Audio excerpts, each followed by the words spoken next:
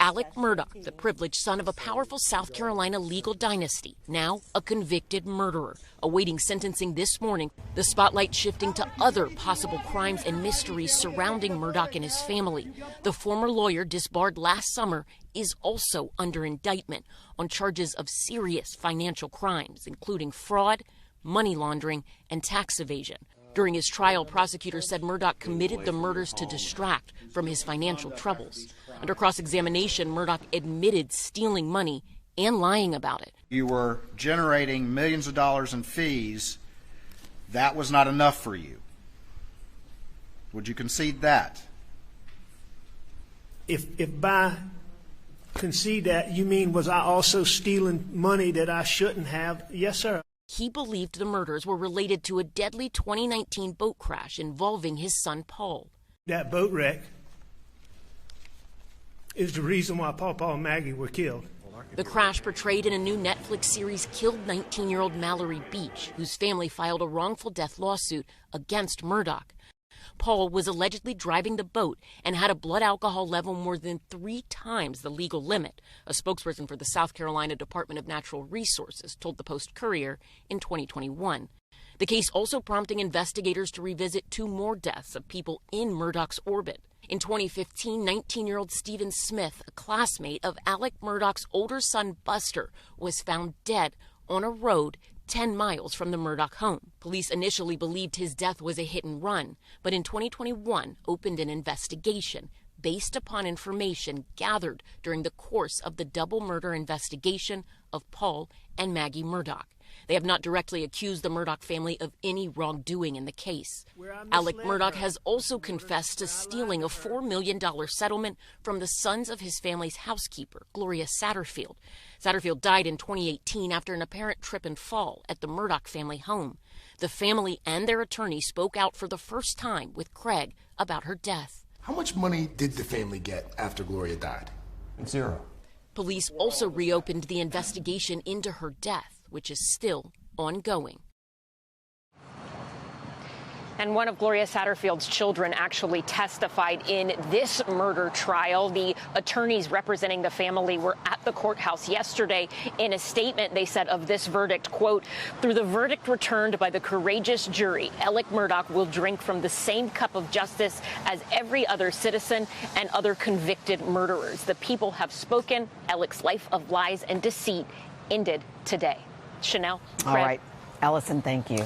Joining us now, NBC News legal analyst Danny Cevallos. So, Danny, I mean, you know, during the course of the trial, Alex Murdaugh admitted in open court to a number of these financial crimes. What do the guilty convictions yesterday on the murders, what do those mean for those crimes?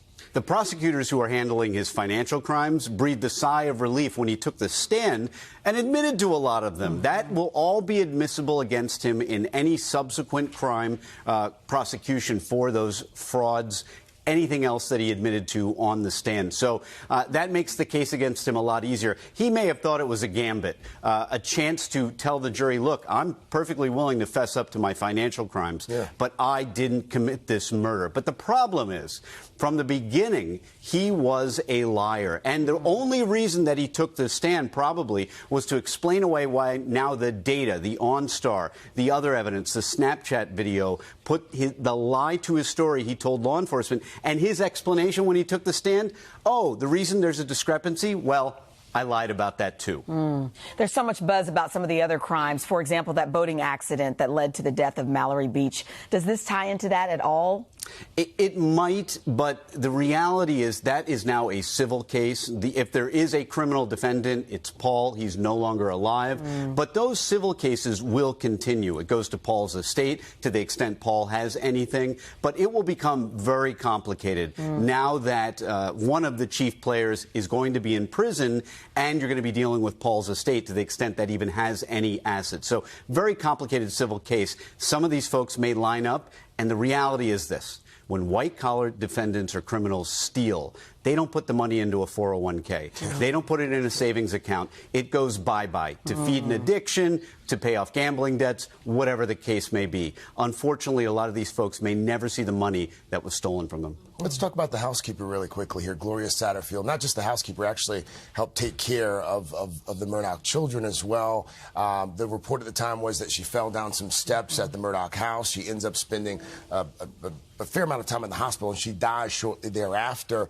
SLED has reopened that investigation. They've said they may even consider exhuming the body here as well. What do you make of the Satterfield case and where that case goes from here? This case always had red flags all over it. Satterfield supposedly fell at the Murdaugh home, and then in comes Murdaugh to say, oh, I'll handle the personal injury portion of this, and makes a claim against his own insurance policy. So it's Murdaugh versus himself. And then allegedly, when he gets the settlement, he keeps the settlement. And keeps all of it.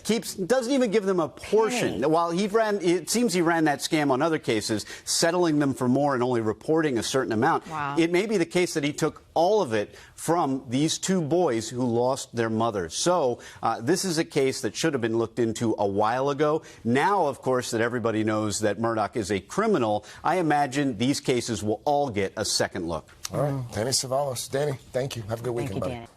Hey, thanks for watching. Don't miss the Today Show every weekday at 11 a.m. Eastern, 8 Pacific on our streaming channel, Today All Day. To watch, head to today.com/allday or click the link right here.